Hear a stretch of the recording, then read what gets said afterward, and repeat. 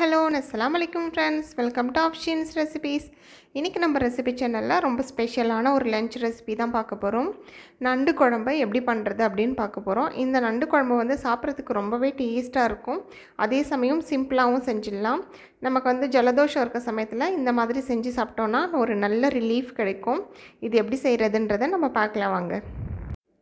அதுக்கு ஒரு கைப்பிடி அளவு பூண்டு, கொஞ்சம் இஞ்சி எடுத்து நான் நறுக்கி கட் பண்ணி கழுவி எடுத்து வச்சுருக்கேன். இது கூட நம்ம சேர்த்து அரைக்கிறதுக்கு ஒரு ஸ்பூன் சீரகமும் ஒரு ஸ்பூன் மிளகும் எடுத்துக்கலாம். உங்களுக்கு காரம் இன்னும் தூக்கலாக வேணும்னா நீங்கள் 1.5 ஸ்பூன் மிளகு கூட எடுத்துக்கலாம். அடுத்தது ஒரு பச்சை மிளகா, 3 வெங்காயம் குட்டி குட்டியாக நறுக்கி வச்சுருக்கேன். 2 பெரிய சைஸ் தக்காளி எடுத்து நறுக்கி வச்சுருக்கேன். கடைசியாக நம்ம தேங்காய் சேர்ப்போம், ஸோ தேங்காயும் எடுத்து வச்சுக்கலாம்.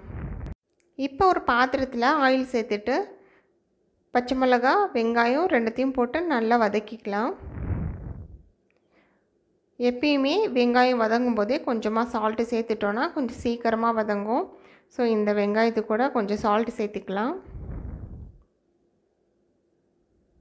இப்போது இதை நம்ம நல்லா கலந்து விட்டுறலாம். இந்த மாதிரி கொஞ்சம் வதங்கினதுக்கப்புறமா நம்ம கட் பண்ணி வச்சுருக்கோம் இல்லையா 2 பெரிய தக்காளி, அது இது கூட சேர்த்துக்கலாம்.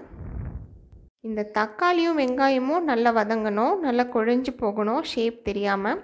அந்த அளவு வதக்குனதுக்கப்புறமா நம்ம அரைச்சி வச்சுருக்கோம் இல்லையா அந்த பேஸ்ட்டை இது கூட சேர்த்துக்கலாம்.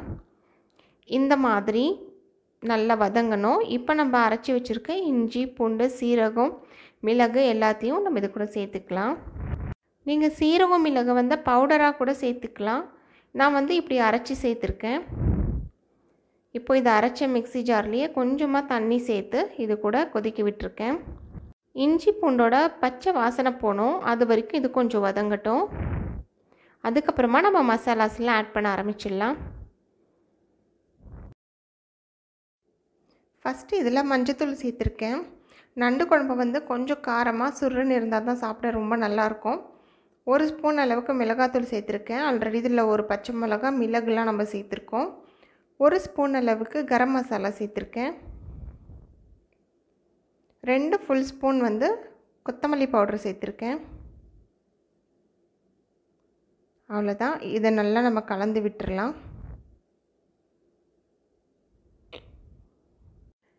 இதில் கொஞ்சமாக தண்ணி விட்டு நல்லா இதை கொதிக்க விடலாம்.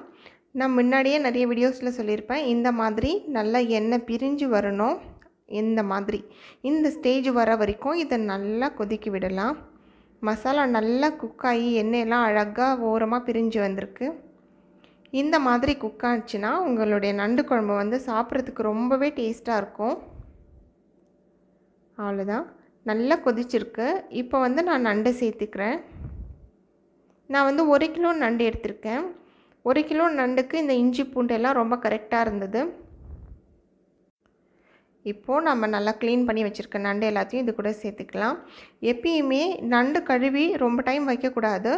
நண்டு வந்து நம்ம சமைக்கிறதுக்கு எல்லாமே ரெடி பண்ணிக்கணும். வெங்காயம், தக்காளி எல்லாமே ரெடி பண்ணிக்கிட்டு தான் நம்ம தாளிச்சிக்கிட்டே அதை வாஷ் பண்ணி உடனே சேர்த்துடணும். கழுவி அப்படியே வைக்கக்கூடாது. இப்போது மசாலா ஃபுல்லாக ஸ்ப்ரெட் ஆகிற மாதிரி நல்லா கலந்து விட்டுட்டு இப்போது நண்டு ஃபுல்லாக முழுகிற அளவுக்கு நம்ம தண்ணி சேர்த்துக்கணும். நண்டு வந்து வேகிறதுக்கு கொஞ்சம் டைம் பிடிக்கும். மீன் மாதிரி சட்டுன்னு வெந்துடாது. அது சரியாக வேகாமல் சாப்பிட்டாலும் வயிறு பிரச்சனை வரும். ஸோ இந்த நண்டு நல்லா முழுகிற அளவுக்கு தண்ணி சேர்த்துக்கோங்க. இன்னும் கொஞ்சம் கூட தண்ணி சேர்த்து நம்ம இதை நல்லா கொதிக்க விடலாம். இன்னும் கொஞ்சமாக தண்ணி நான் சேர்த்துக்கிறேன். இப்போது நல்லா நண்டு எல்லாம் முழுகிருக்கு. இப்போ இதை நம்ம நல்லா கொதிக்க விடலாம். ஒரு மூடி போட்டு கூட மூடி வச்சிடலாம். நண்டு குழம்பு வந்து நம்ம பேசிக்காக கறி குழம்பு செய்கிற மாதிரியே தான் செய்வோம். ஆனால் நண்டு போட்டதுக்கப்புறம் இந்த குழம்பினுடைய வாசனையும் டேஸ்ட்டுமே ரொம்ப மாறிடும். அந்த நண்டோட சாரெலாம் இறங்க அவ்வளோ டேஸ்ட் கொடுக்கும் குழம்புக்கு. கொஞ்ச நேரம் கொதிச்சதுக்கப்புறமா நம்ம அரைச்சி வச்சுருக்க தேங்காவை சேர்த்துக்கலாம். சின்ன தேங்காவாக இருந்தால் 1/2 மூடி தேங்காய் அரைச்சி சேர்த்துக்கலாம், கரெக்டாக இருக்கும். இப்போ தேங்காய் போட்டு கொஞ்சம் நேரம் இந்த குழம்பு கொதிக்கணும். ஃபஸ்ட்டு நிறைய தண்ணி இருந்தது, இப்போ கொஞ்சம் குறைஞ்சிருக்கு. இன்னும் கொஞ்சம் கிரேவி பதத்துக்கு எடுத்துகிட்டு வந்துடலாம். அப்போ நம்ம நண்டு குழம்பு ரொம்ப நல்ல டேஸ்ட்டாக இருக்கும். இது நான் வந்து ரைஸ்க்காக தான் ரெடி பண்ணிகிட்ருக்கேன், சாப்பாட்டுக்கு போட்டுட்டு சாப்பிட்ற மாதிரி. ஆனால் இது வந்து தோசைக்கும் இட்லிக்கும் சப்பாத்திக்கும் தொட்டுட்டு சாப்பிட்றதுக்கு ஒரு சூப்பரான காம்பினேஷனாக இருக்கும். நீங்கள் ட்ரை பண்ணி பாருங்கள், ரொம்ப நல்லாயிருக்கும் இட்லி தோசைக்கெலாம் சாப்பிட்றதுக்கு. நம்ம நண்டு குழம்பு ரொம்ப சூப்பராக ரெடி ஆகிட்டுருக்கு. நல்ல வாசனையாக இருக்கும் நண்டு குழம்பு செஞ்சாலே. இப்போ பாருங்கள், குழம்பு பாதியாக குறைஞ்சி வந்துருச்சு. இந்த பதத்துக்கு வந்ததுக்கப்புறம் நம்ம ஆஃப் பண்ணிக்கலாம். அவ்வளோதான், நம்ம சூப்பரான நண்டு குழம்பு ரெடி ஆகிடுச்சு. நீங்களும் வீட்டில் இதே மாதிரி ட்ரை பண்ணி பாருங்கள். ட்ரை பண்ணிவிட்டு எப்படி இருக்குன்னு சொல்லிவிட்டு எனக்கு கமெண்ட்ஸில் சொல்லுங்கள். இந்த வீடியோ உங்களுக்கு பிடிச்சிருந்தா லைக் பண்ணுங்கள், ஷேர் பண்ணுங்கள். மறக்காமல் அஃப்ஷீன்ஸ் ரெசிபீஸ்க்கு சப்ஸ்கிரைப் பண்ணுங்கள். அப்படியே அந்த பெல் பட்டனையும் கிளிக் பண்ணிக்கோங்க. Thank you friends.